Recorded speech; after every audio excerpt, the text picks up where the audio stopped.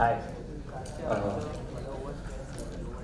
I was just telling someone backstage, and they told me that you have to stay in this red circle here. Reminded me of the censor board.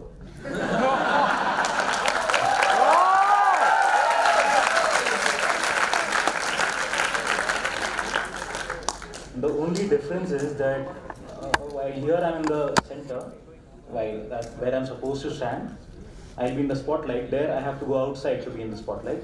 It works like that. Things work very weirdly for Indian filmmakers. Filmmaking, as you know, is a collaborative art form. It's not one guy's game. It's not a one-person job. Which is why I'm just going to get you guys a little job to do. I would like you guys all. Are you paying attention? Yes. Okay. ऐसा बोलते हैं, there's a saying, old Bollywood saying, which I'm making up right now, it is said that if you can't tell a story of a film in one line, you should not waste your time and make the whole film. So what I want everybody to do is just those small, beautiful notebooks that everybody has given to you, the TED people have given to you. Please take them, and on one page, write a story close to your heart in not more than one line. Okay, everyone should do it. I'm watching. Okay, and you can do this through the course of my talk. It's okay. This image is going to stir your soul. It's going to make you feel very deep, profound things that you've not felt in a long time, and it will stay with you till possibly the end of tomorrow.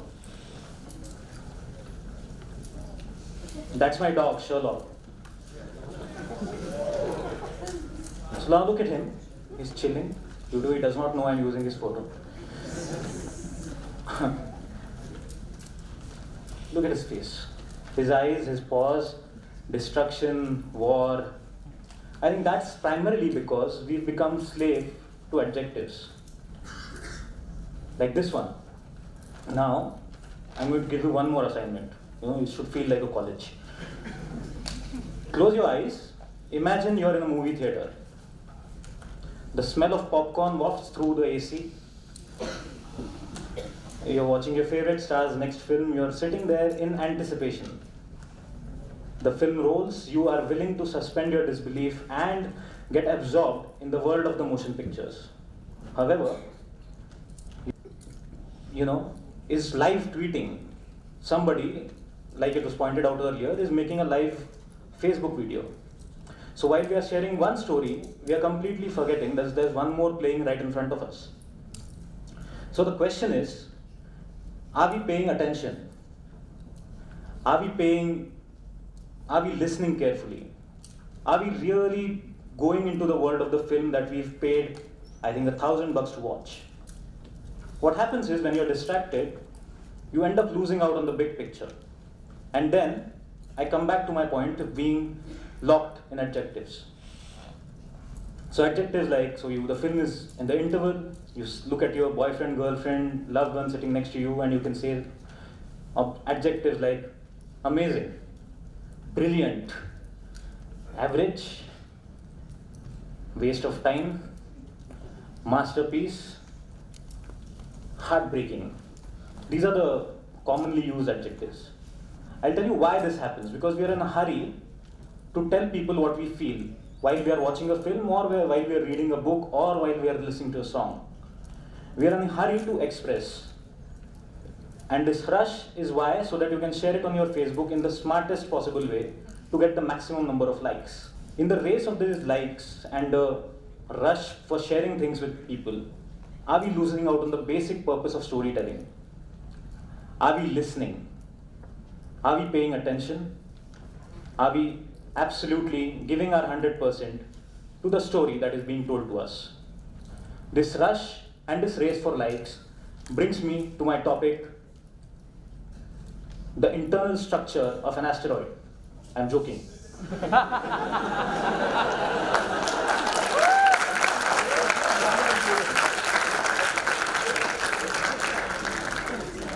I don't know the first thing about asteroids. But I'm in a cool place, so I thought. Anyway, my topic is the evolution of story. And I might as well start with my own story. I come from a city called Aurangabad.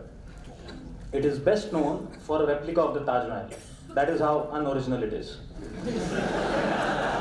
And the funny thing is that Aurangabad, like most small towns in India, is culturally inept.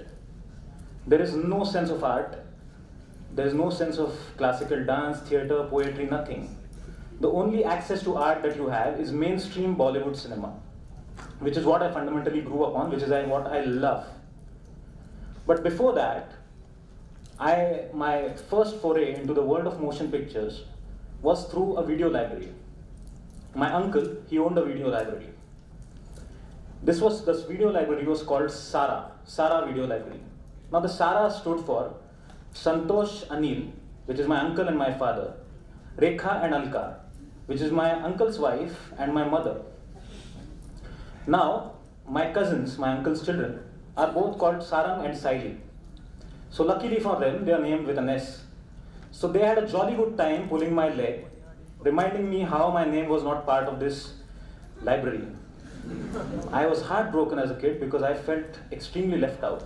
Now instead of consoling me, like all siblings did, they kept pushing me. They kept making me feel bad about it. So at 4 years, wearing those small pants which were falling off my waist, I looked up at that board and I said, if I can't be on the board, I'm going to be in the store with a film that I make. All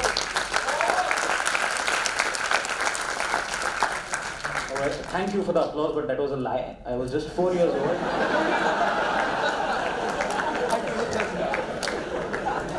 So, to cut a long story short, I was introduced to the world through a little magic box.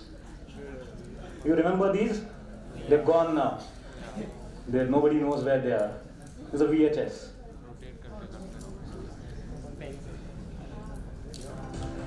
Oi.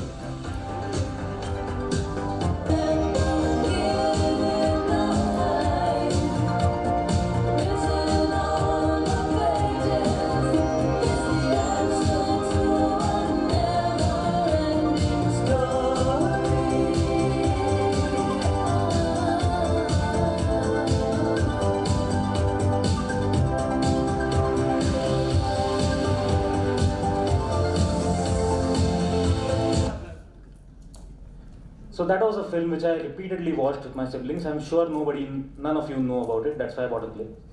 It's a film about a small boy who founds a book of magic, which is a never-ending story. Now I think somewhere, though at that age I was primarily interested because of the fluffy, friendly dragon and the magic, but I think somewhere the concept of the film opened up my mind to the possibility of someone in a small town being able to explore a world that is way out of his reach. I'm sure it was subconscious back then, but it was a trigger.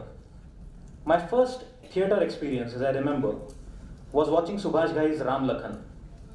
Now I'm sure I've seen films before that, but I remember this one clearly because I went with my parents for a 3 p.m. show, and we had an old Lambretta, and the wretched thing just wouldn't start.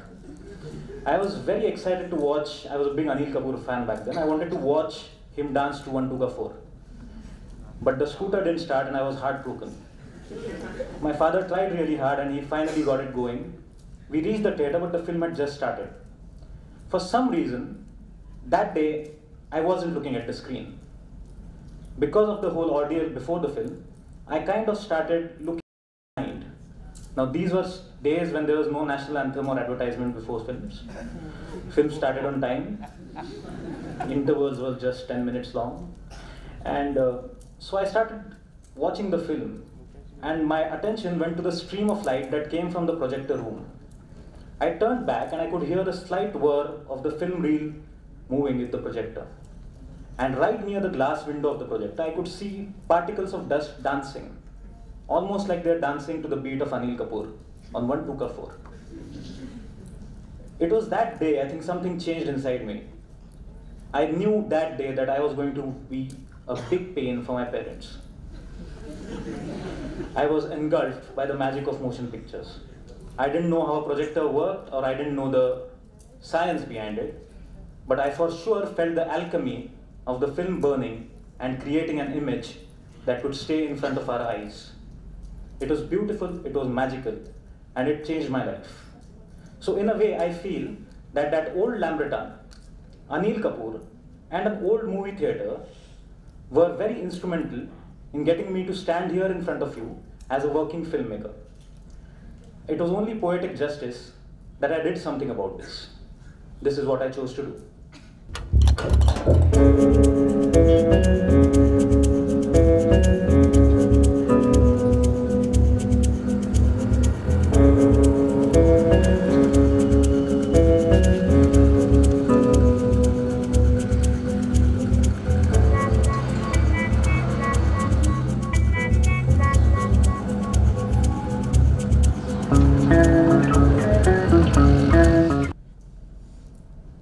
That was a shot from my first film, Pune 52.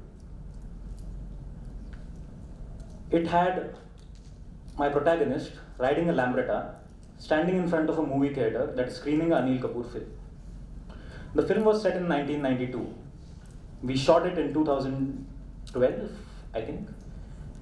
And the theatre that I show in the film, Deccan, did not exist when we shoot the film. But I had to have that theatre. It was somewhere important to me that I get this shot. And I think that is the magic of filmmaking, which also encompasses a serious stage in the evolution of cinema, visual effects. I had my visual effects team put a huge green screen on an empty road. We made the actor come on the Lambretta, stand there. My entire direction team, my research team worked day and night to find high resolution images of the theatre so that they can recreate them in an animation 3D format. It took a team of around 100 people working for 3 months non-stop to get that one shot which lasts 3 seconds in a film. That is filmmaking. And I love doing it, but do you think it reaches the audience? It does not, because people are too busy looking at their mobile phones, talking to people next to them, which is again a part of evolution. Storytelling is fundamentally two people talking. It must have started with one caveman telling the other how he probably killed a lion when he didn't, because that would be a fact. A story would be a dramatized version of a fact. But imagine, what if the other caveman was not listening? What if he was looking at a rock in his hand? Storytelling would not have evolved. Probably that would have been the last story ever told. The caveman, being a caveman, would have taken the same rock and hit the other one in his head. A luxury I unfortunately don't have. But so what I'm getting at is storytelling is essentially two-way. The storyteller and the listener. The evolution depends on both ways evolving together. What is happening is, and I will speak strictly to films because that is my area of expertise, we are evolving very rapidly. From single screen theatres, rather from the VCDs, VHS tapes, we went to VCDs, then DVDs, and now we have films that can come on a pen drive. Similarly, theatres, from being single screen experiences where there was no national anthem, no ads, very to the point interval. People used to watch the film, they didn't have any distractions while watching the film. They came out, they spoke about it, they slept over it, and the next day they told their family and friends whether they should watch that film or not. This phenomena is what film business is fundamentally based on. It is called word of mouth. Now, word of mouth is transported within minutes. Multiplexes have not just samosa and a cold drink bottle, but they have pizzas, burgers, momos, and even diet food. There are recliners, people have their cell phones on, and within minutes of a film ending, the word of mouth is out. This will also change. We already have Netflix and Amazon coming in to evolve, to mark the next step of evolution of cinema. Now people will not even go to a theatre, they'll just watch it on their cell phone or in front of their home theatre. This is evolving. And this is evolving because the end user, the viewer, is changing. The viewer has too many distractions. What was meant to be essentially an entertainment business, where you make a person sit and make him watch a story, has now become everything but that. You have recliners, you have fast food, you have everything but the means to get someone involved in a story. Now, I'm not saying technology is bad at all. I think technology is fantastic. I think technology is one thing that enables filmmakers like myself to fight with the same technology that is against us. I think it makes us push the level of our imaginations. And without technology, we wouldn't have this. Reality. Your reign is over. My reign has just begun.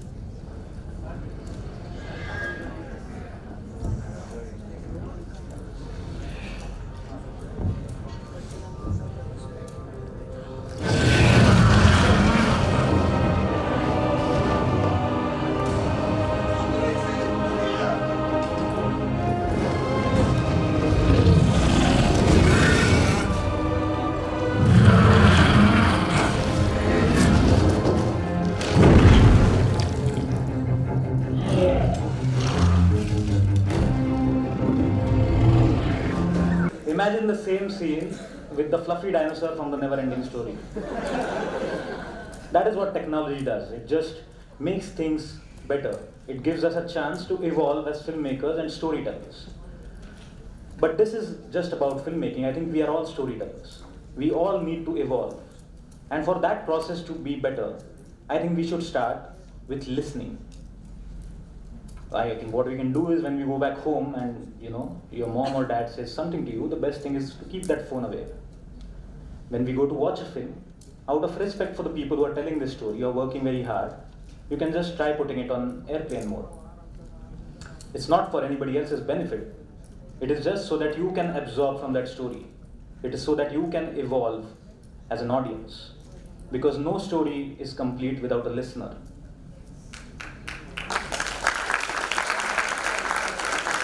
As I conclude, I would like for you guys, the stories that you've written, your masterpieces, I would like for you to give them to the person sitting next to you.